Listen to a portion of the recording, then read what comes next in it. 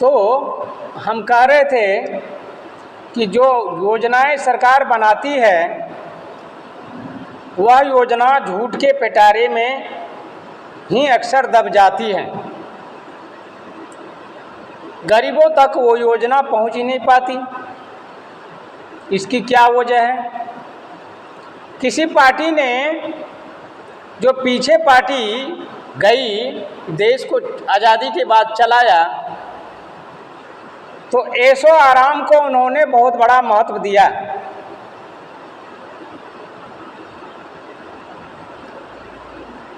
जितने भी लीडर हैं वह ऐश आराम में ही अपना जीवन को गंवाया, बाकी जनता को गुमराह करके अपना सरकार चलाया, चलाते भी आ रहे हैं। तो फिर इस ब्रिटिश शासन में और आज़ादी के शासन में क्या फ़र्क रहा?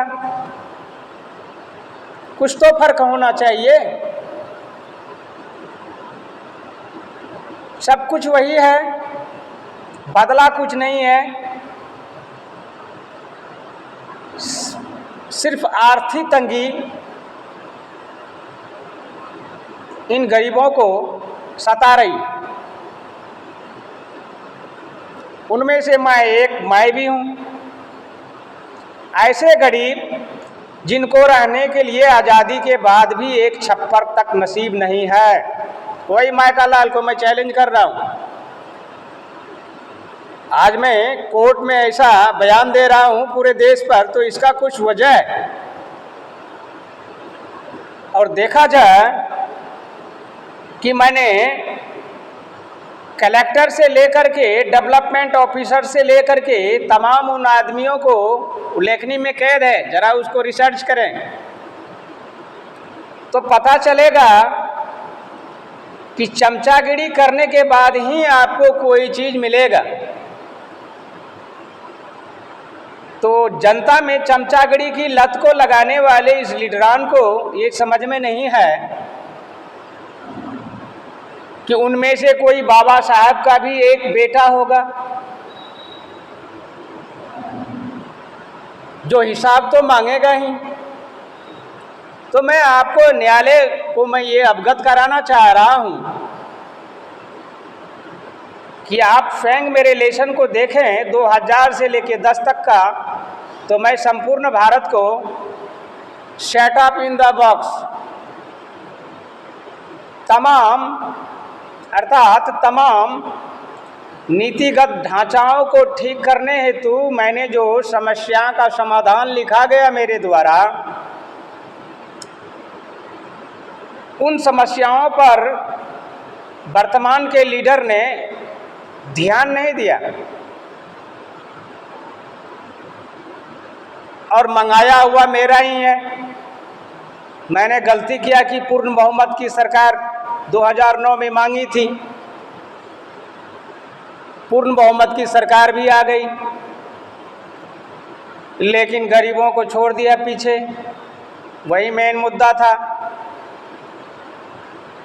मुद्दा में 2 कारण थे कि गरीबी उन्मूलन में उनकी समस्याओं को ध्यान में दे करके उनकी समस्याओं को सुलभ किया जाए, और समन केंद्र बहुत सारे ऐसे कार्य थे जो सरकार को बताए गए थे, वो मेरे लेसन के द्वारा लिखी जा चुकी है। 15 वर्ष पहले ये सरकार आई भी नहीं थी, वो तो गुजरात संभाल रहा था उस समय में। तो लेखनी को अगर ऐसे ही दबा के रखा जाए और उस पर ध्यान न दिया जाए और ध्यान को कहीं दूसरे जगह मोड़ दिया जाए, तो क्या वो लिसनर चुप रहेगा क्या?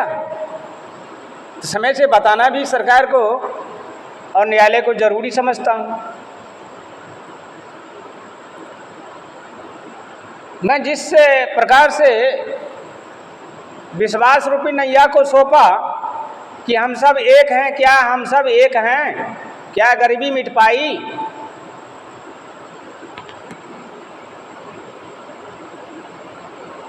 कहीं देखे धरातल पर गरीबी मिटी नहीं है, यूं का यूं उसी स्थान पर पड़ी हुई है अभी। जो चमचागिरी थोड़ा बहुत किए, थोड़ा बहुत इधर उधर से लेकर के कुछ, क्योंकि जब आप पैसे देंगे तो आपका काम होगा। अगर आप कोई आवास लेते हैं तो उसमें 10 से 15,000 रुपये या 20,000 रुपये सरकारी मुलाजिम खा जाते हैं। उसके लिए भी मैंने लेखन के द्वारा स्कीम बनाई कि कैसे, उसमें भी गाइडलाइन की आवश्यकता थी। तो मैंने अपने आप को नियंत्रण में रखने के लिए 5 से 7 साल तक विराम दिया। 2000 से लेकर के 10 के बाद थोड़ा सा विराम दिया, लेकिन विराम नहीं दिया। ये जो 4-5 साल सरकारें मैं विराम दूंगा तो सरकार को उसमें 2010 में ही टेकअप करके दे दिया कि मुझे रेस्ट चाहिए, तो सरकार को इन्फॉर्मेशन मिल जाएगा कितना काम करना है।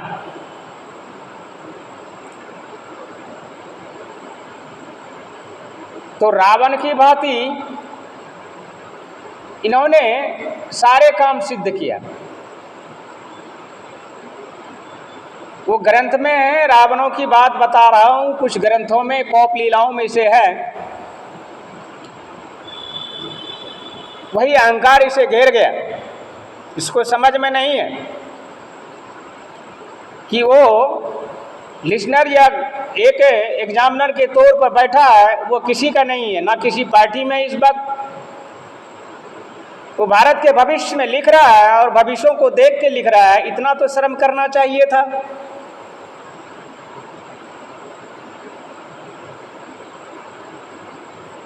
मेरे नज़र में अगर इस वक्त तक भी डॉक्टर कलाम साहब जिंदा होते तो बहुत सारे कार्य सिद्ध कर दिए होते और मेरे द्वारा सिद्ध हो जाती। मैं यहाँ हूँ उससे कोई मतलब नहीं, कुर्सी पर जाऊँ या ना जाऊँ उससे कोई मतलब नहीं। क्या कुर्सी पर जाने से ही कार्य सिद्ध होता है? यही दिखाना चाहता था। जो कुर्सी पर नहीं भी रह करके बाहर से इतना काम करके दिया, दे भी रहा है, समझ भी रहा है, समझा भी रहा है, तो समझना चाहिए। सारे नीति का ढांचे को ठीक करने के लिए मैंने जो परिश्रम किया, संघर्ष के माध्यम से, उसमें से असफलता ही हाथ लगी।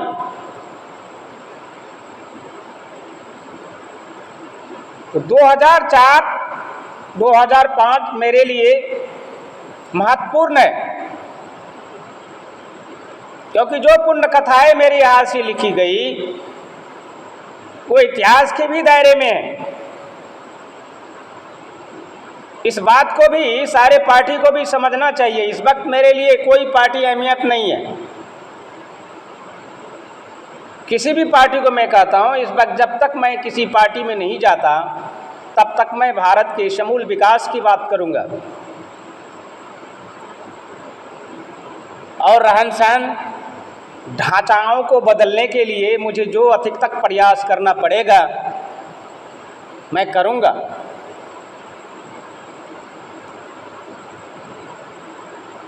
तो गरीबी यूं ही नहीं मिटेगी। जो मैंने आपको एक आभास के तौर पर एक प्रस्ताव रखी थी, क्या वो समय आ चुका है कि गरीब कैसे बन गया और अमीर और कैसे बन गया, इस बीच की दूरी को ख़त्म करने के लिए एक नए कानून की आवश्यकता पड़ेगी। क्योंकि पॉपुलेशन के आधार से जब भारत की जनसंख्या तीव्र गति से बढ़ रही हो तो हमें विकास के साझा करने के लिए, विकास को साझा करने के लिए हमें ये प्रयास करना ही पड़ेगा और किसी न किसी को ये जिम्मेदारी उठानी पड़ेगी मैं तो एक जिम्मेदारी उठाया कि चमचागिरी को छोड़ करके मैंने कलम थामा और साफ साफ देखा जा सकता है कि सरकार से लेकर सड़क तक जो भी आचरण है उस पन्ने पर कैद है। अगर रोया भी तो पन्ने पर, गाया भी तो पन्ने पर, सुनाया भी तो पन्ने पर, लिखा भी तो पन्ने पर, सुझाव भी दिया पन्ने पर। तो बाबा साहब कहते थे कि पहले लिख के समझाना, जब उनके समझ में ना आए तो फिर बातों से समझाना, अगर फिर भी उसके समझ में ना आए तो एक बहुत बड़ी आंदोलन को खड़ा कर देना, तो तुम्हारे सामने वो झुकने को तैयार हो जाएगा। मैं सांकेतिक दे रहा हूं। वो समय आ गया है कि न्यायालय भी हमारी बात को अगर इस समय नहीं रखेंगे तो न्यायालय भी एक समय में एक ऐसी समय आ जाएगी कि न्यायालय का कोई महत्व नहीं रह जाएगा। और जब न्यायालय का महत्व नहीं रहेगा तो मैं कहाँ बचता हूँ, फिर पीढ़ी कहाँ बचती है। ये सोचने का विषय है। किसी को न्यायालय पर उंगली उठाने का कोई अधिकार नहीं है और न्यायालय अपने आप में एक बेमिसाल है जो बाबा साहब छोड़ के गए। संविधान के अनुकूल होना चाहिए। तो जो भी काम किया मैंने संविधान के अनुकूल, जो भी लिखा संविधान के दायरे में, और जो वक्तव्य जारी किया वो संविधान के दायरे में, और जो बता भी रहा हूं इस वक्त संविधान के दायरे में। अगर संविधान के दायरे में नहीं होता तो चार्जशीट लगा के मैं कब के अंदर पहुंच गया होता।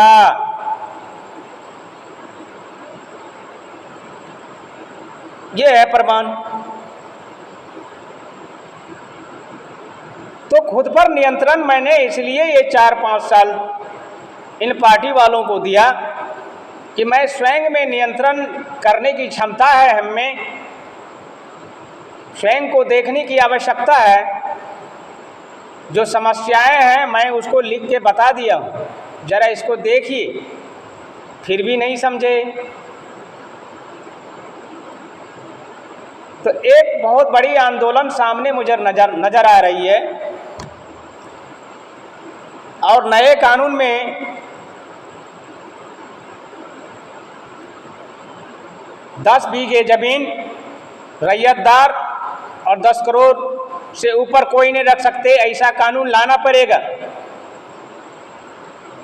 इसलिए मैंने आपको कॉलेजियम सिस्टम में एक जज बनाने की बात के प्रस्ताव को रखा। अगर वो न्यायमूर्ति कोलंबिया यूनिवर्सिटी से निकलेंगे तो यहाँ पार्टी वाले भी थोड़ा थर्रा जाएंगे और थरथर करेंगे, कोई उंगली ना उठा पाएंगे, क्योंकि 10 हाथियों की शक्ति और विश्व के 28 देशों की शक्ति उसमें शामिल होगी। इसलिए ये प्रस्ताव मैंने कॉलेजियम सिस्टम को बंद करने की वकालत की।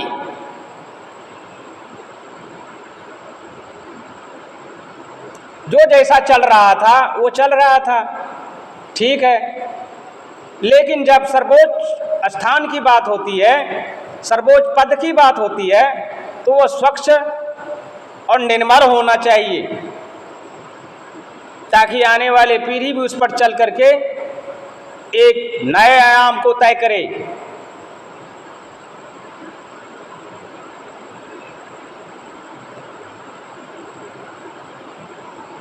मैं इस संबंध में क्या बताऊं, बहुत सारे बुद्धिजीवी, बहुत सारे ब्रिलियंट बैठे हैं। वो तो ये कह रहे होंगे कि हमारी पोल खोल रहे हैं। पोल इसलिए खोल रहा हूं कि आने वाले पीढ़ी को बहुत बड़ा दिक्कत का सामना करना पड़ेगा। मैं तो किसी प्रकार से झेल गया, जो पन्नों में कैद है, देखा जा सकता है। Story is the life. जीवन एक कहानी है और हम सब एक कलाकार हैं। मैंने पहली लाइन में लिखा, अपनी कला की भांति अपने कार्य को देखें, तब भी समझ में नहीं आई तो अब भी सुधार की गुंजाइश है, सुधारने का प्रयास करें और सारे 2000 से लेकर के 2010 तक के लेसन को तरकेबुल मात्र से देखा जाए तो हमने प्रमाणित करके 2010 में ही दे दिए। मैं अब तक में इसलिए लाइन में बाहर खड़ा हूं कि हम ये देख रहे थे कि ये जो सरकारें में मंगाया पूर्ण बहुमत की, एक भारतीय लिस्नर पूर्ण बहुमत की सरकार को मंगाया, वो क्या क्या काम करते हैं और किस तरह के विचार से वो जनताओं को संबोधित करते हैं और इस संबंध में गरीबी उन्मूलन के संबंध में क्या क्या कार्य करके देंगे, तो थोड़ा मुझे इंतजार करना पड़ेगा। तो मैंने किया। अब ये इंतजार की घड़ी खत्म, आंदोलन का समय चालू। अब जो काम मैं उसकी शक्ल को देख करके कि अच्छे कपड़े पहन लें और टाई कोट लगा लें और बन गए बाबू, तो क्या आदमी कपड़े से पहचाने जाते हैं क्या? वो तो विवेक से और बुद्धि से पहचाने जाएंगे, कार्य क्षमता और शैली से पहचाने जाएंगे। और जिसकी कार्यशैली सही रहेगी मैं उन्हीं को जाने दूंगा, ये भी फुल गारंटी है। इसीलिए मैं किसी पार्टी में नहीं गया, नहीं जाना चाहा, अपने आप को रोक के रखा कि अब सही समय बताने को आ गया है। पार्टी में तब जाऊंगा जब मैं उनको सुधार दूंगा पूरी तरह, पूरी कचरा साफ करके। ये जो मैंने अभी तक काम किया है, बहुत सारे लीडर्स